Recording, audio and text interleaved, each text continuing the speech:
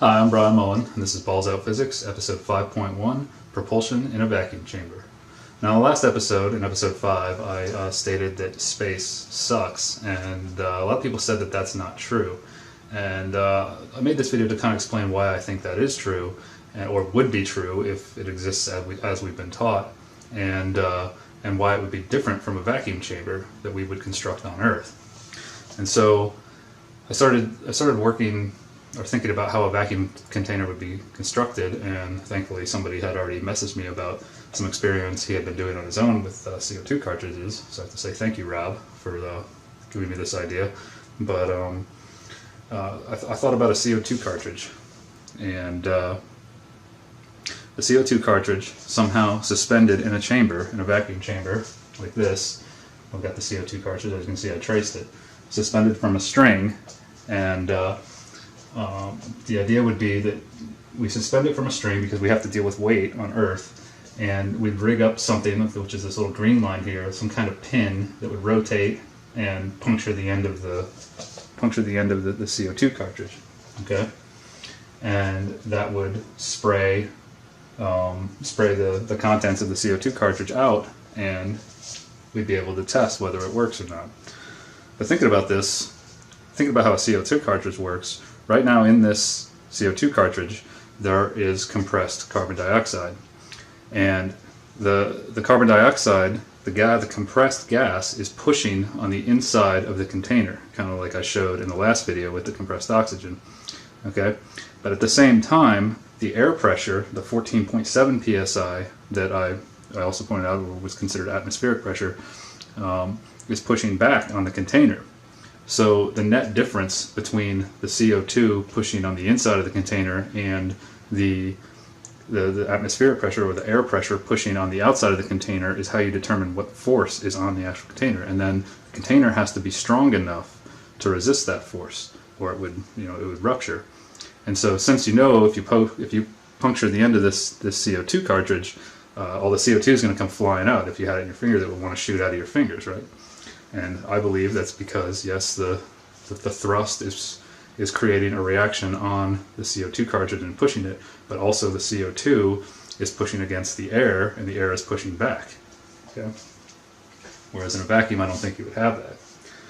But then you've also got the vacuum chamber to construct, and that is basically done in the exact opposite way. Okay, so you have this vacuum chamber that I just drew as a big box here.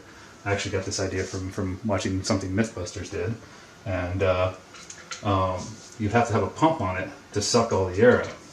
Now, to visualize how that would work in reverse, you can just use a bottle. Okay, and no jokes about this, but when you go to suck the air out of the bottle, you're sucking the air out, which is pulling on the inside of the walls, and the atmospheric pressure is also pushing on the outer wall. So when you suck, it collapses, right? So you have to build this chamber to be strong enough to resist that outside pressure pushing on the walls. Excuse me, I should think all the force is from the outside pressure pushing in. When you try to suck it in, that's when you really experience the air, the weight of the air, or the pressure of the air on the outside of the container, because you're pulling the pressure out from the inside, creating the pressure differential. All right, and so this is why I think that space sucks, because space doesn't have a container. As it's theorized, our universe, as we've been taught, is supposed to be expanding infinitely. It never stops expanding. So space always has more space to expand into. So any propulsion that's sprayed out into space is just going to expand infinitely with the rest of space. There's no way for pressure to develop. See what I'm saying? And so to create this vacuum chamber, the first thing you would do before you run the experiment is turn on the pump to suck all the air out. Okay, so all of the air in the container gets sucked out. Okay, now the air rushing past the CO2 cartridge, which would, if we're hanging it from a string like I have here, would probably get it moving, rocking back and forth. So after all of the air is sucked out of the vacuum chamber, and assuming these walls are strong enough to resist the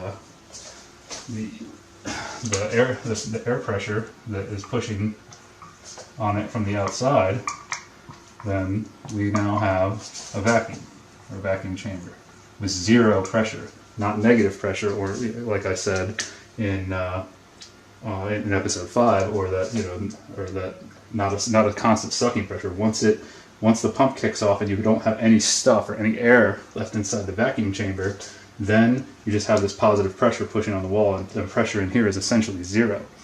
Okay, so if you were to puncture the side of the tank, the pressure differential would make since there's zero pressure in here, and out here the pressure is P ATM equals 14.7 psi. Since you have that pressure out there, all the air is going to want to rush into the vacuum chamber. Okay, so suck all the air out. All right, turn the pump on, suck all the air out. Okay, CO2 cartridge stops swinging. This is just one idea. There's probably better ways to support this, or other ways to support it, because this does create a problem, which I'll show in a second. But okay, air's out of it. There's zero pressure inside the tank. Use this blue marker for pressure. Dropped my bottle over there. So P ATM or pre PC for chamber equals 0. Right now. Okay, so we've got this little pin rigged up somehow. Either if it's activated wirelessly, that would be a good test to see if electromagnetic waves can pass through the wall of the container and continue passing through the vacuum, or maybe we have some kind of wire hooked up to this string to activate it through a wired connection. So this little pin flings down and punctures the CO2 cartridge, and then bounces back out of the way. We designed it to do something, and then immediately this high energy CO2 sprays out because we have so much pressure inside of the cartridge. Now the pump's off, but this is sealed. Immediately this chamber begins to pressurize, because remember, there was no air in it before, so now this is no longer the case. Immediately pressure builds in the chamber from the propellant. So now basically what's happening is the CO2 expands out and bounces off of the walls, and then creates the reaction that we need to push on this CO2 cartridge. So in my opinion, building a vacuum chamber on Earth isn't the same thing. I don't think we can build a vacuum chamber on Earth that would simulate what outer space is supposed to be, as we've been taught. But I did think about it a little more, and I said, okay, well, could we do this? In order to simulate space, infinitely expanding away from itself, or the universe infinitely expanding away, what we could do is have this pump timed or linked to this pin, so that at the moment that this pin strikes the CO2, this pump comes on and evacuates or sucks out the propellant at the same rate at which it comes out of the CO2 cartridge. We could figure out how fast and how much CO2 comes out in a set amount of time. And so the pump kicks on right when this pin hits, and so the propellant sprays out, and then of course gets sucked right out by the pump, right? And then gets sprayed out into the air or the surrounding environment. And that, in my opinion, would somewhat simulate what we've been taught outer space is. But that, in my opinion, would make it so this won't move. Now, theoretically it wouldn't move. I mean, this would have to be timed perfectly to simulate outer space. And so, assuming this doesn't move, I mean, it might get pulled a little bit. I mean, there's a lot happening, and we have to assume that the pump can suck all of that CO2 out. And you kind of see where I'm going with this, where we're eliminating the ability to create a reaction. But that's what we would have to do to simulate space, in my opinion, just after really thinking about this. But the other problem here is, once this, if you do gain some thrust, say we don't have the pump on, this string, once it moves here, once the It's a terrible CO2 cartridge drawing, but you see what I'm saying? Once it moves up here, now we have weight pulling down against the thrust. So a string might not be the best way to do this. There might be better ways, but that's the other problem. On Earth, we have to deal with weight, whereas in space, as it's theorized, it's weightless, so we don't have that problem. Okay? So this is why I say space sucks, because it does not have a container. Okay? So another thing I was thinking about, though, is just to go back to the action-reaction. If you've got this set up to do this and it works and you get no movement in here as we should expect, okay, based on action-reaction, now you have a force, you have this propellant being ejected from this pump, which is pushing on the container. So just to keep, stay in the spirit of Newton's third law and action-reaction, now there's a force pushing on this pump. You know, this force is pushing this way, so you get a reaction this way, and then that in turn is pushing on the vacuum chamber.